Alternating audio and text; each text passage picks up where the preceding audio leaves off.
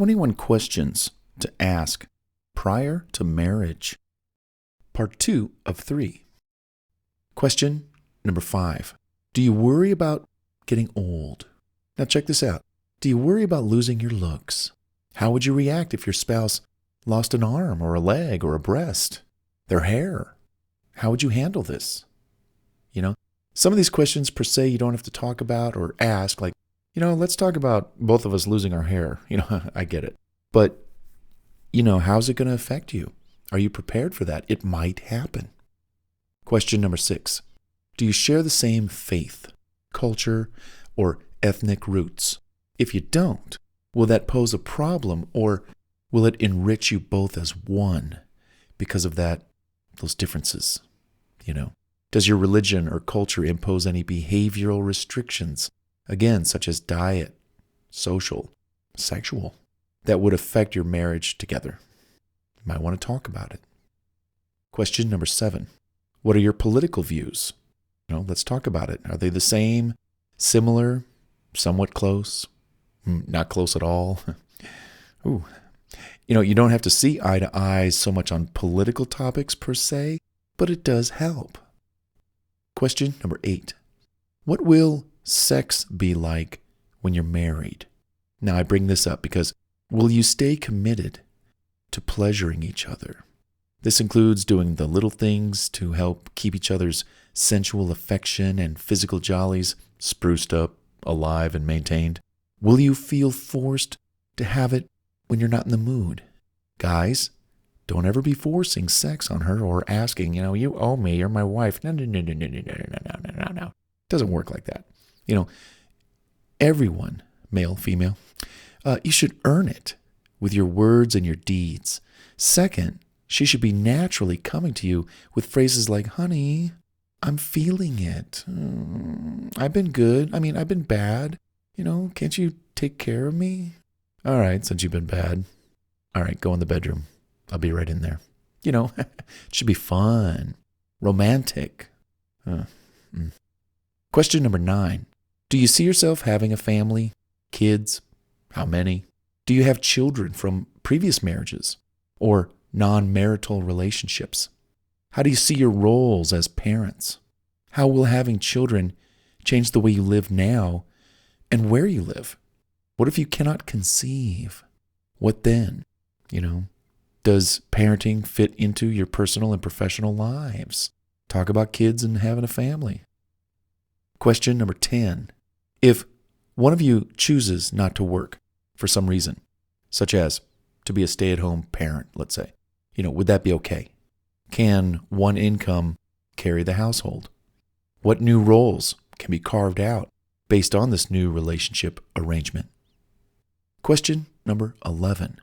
Is there anything that either of your friends or your family does that annoys you or that you think will prevent you from living your lives in holy matrimony and harmony on your own terms and without interference? Do you have friends and family that, are going to butt in? They're going to stick their nose where it doesn't belong?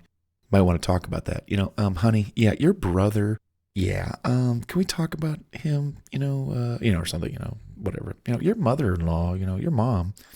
Whatever, doesn't matter. Question number 12. Do you like each other's parents? I just mentioned that. If so, great. If not, how will you work around this?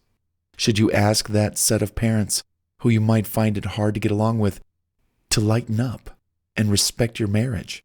Or else, they had their world, they got married, they lived their life. You're entitled to get married and live your life free of BS. Question number 13. How do you see your roles and responsibilities to each other and the household as it takes shape with y'all moving in together? What are you each willing to accept, take on, or do?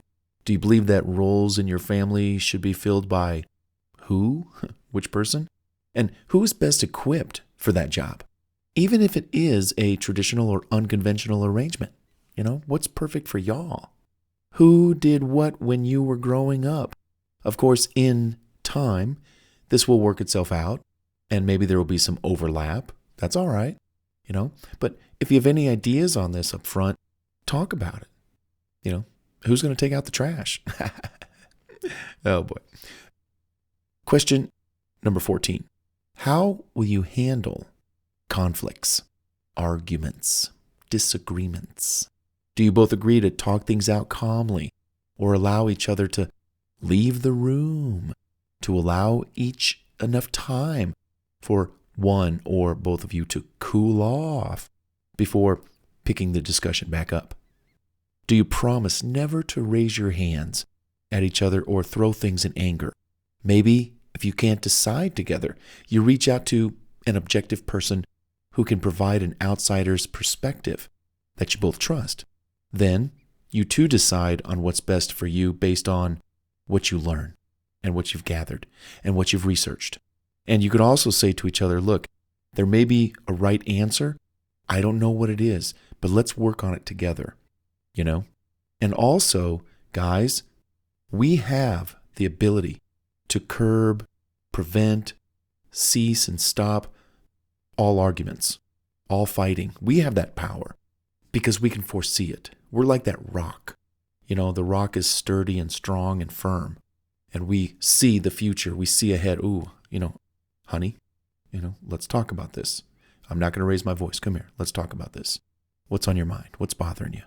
And so say that to your gal. Hey, listen, I'm always going to be on my best behavior, and always you can come to me and you can talk to me about anything.